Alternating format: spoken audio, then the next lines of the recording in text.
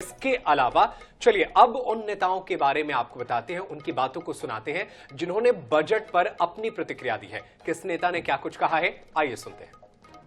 आत्मनिर्भर भारत के निर्माण का बजट है। विकास की ललक, विश्वास की महक और विकसित भारत के निर्माण की तड़फ है। कृषि और किसानों के कल्याण पर सर्वोच्च ध्यान दिया गया है। चाहे किसानों के निवेश की क्षमता बढ़ाने का सवाल हो, किसान क्रेडिट कार्ड पर अब 5 लाख रुपया तक मिलेंगे।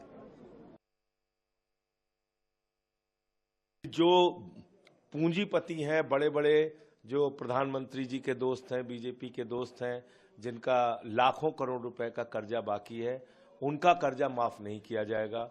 लाखों करोड़ रुपए का कर्जा जो माफ किया गया है, उसकी वसूली कैसे की जाएगी, इसके बारे में कोई स्पष्टीकरण नहीं। रोजगार के लिए इस बजट में कुछ नहीं है। किसान के फसल के दाम के लिए, एमएसपी के लिए दोगुना करने के लिए कोई बजट का आपने निर्धारण नहीं किया। ऊंट के मुंह में जीरा आपने सैलरीड क्लास को जरूर दिया है, बाकी इसके अलावा इस बजट के अंदर कुछ भी नहीं।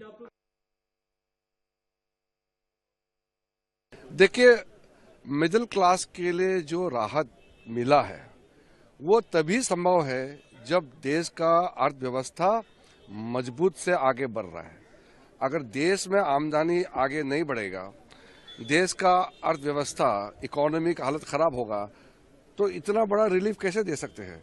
इसलिए मोदी जी का जो अद्भुत हमारा देश का अर्थव्यवस्था को पटरी में रख कर की दुनिया में सबसे तेजी से आगे बढ़ाने वाला अर्थव्यवस्था बनाया है।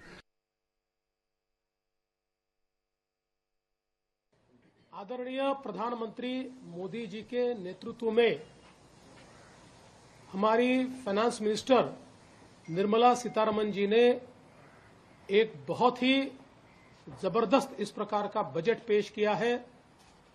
विशेष रूप से इसको हमारे मध्यम वर्ग के लिए ड्रीम बजट कहा जा सकता है। ऐसा बजट उन्होंने पेश किया है, इसलिए मैं उन्हें बहुत बहुत बधाई देता हूं। विशेष रूप से इनकम टैक्स का एग्जम्पशन स्लैब जिस प्रकार से परिवर्तित किया गया है और 12 लाख रुपए तक कोई इनकम टैक्स नहीं लगेगा, ये जो घोषणा है ये निश्चित रूप से एक मील का पत्थर भारत की अर्थव्यवस्था के इतिहास में साबित होगा। 7 लाख से सीधा 12 लाख का जंप।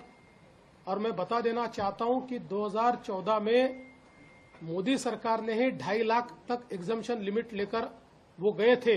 वहां से लेकर अब 12 लाख तक का ये सफर हमारे मिडिल क्लास, सैलरीड और हमारे जो नए तरुण है, इनके लिए एक बहुत ही सुखकारी इस प्रकार का अनुभव होगा। ठीक है, लेकिन जो हमारे किसान को एमएसपी चाहिए था वो नहीं दिया। और न्यूक्लियर की बात की, हरियाणा में हमारा गोरखपुर का न्यूक्लियर प्लांट कब से पड़ा है, उस पर कुछ हो नहीं रहा। बहुत से मुद्दे हैं, गरीबों के आवास के लिए कोई बात नहीं, मनरेगा की कोई बात नहीं। अभी आगे देखेंगे, चुनाव है, बिहार, दिल्ली, उसके लिए ये सब नजर आ रहा है। तो बजट पर पक्ष और विपक्ष अपनी अपनी प्रतिक्रिया देते हुए नजर आ रहा है।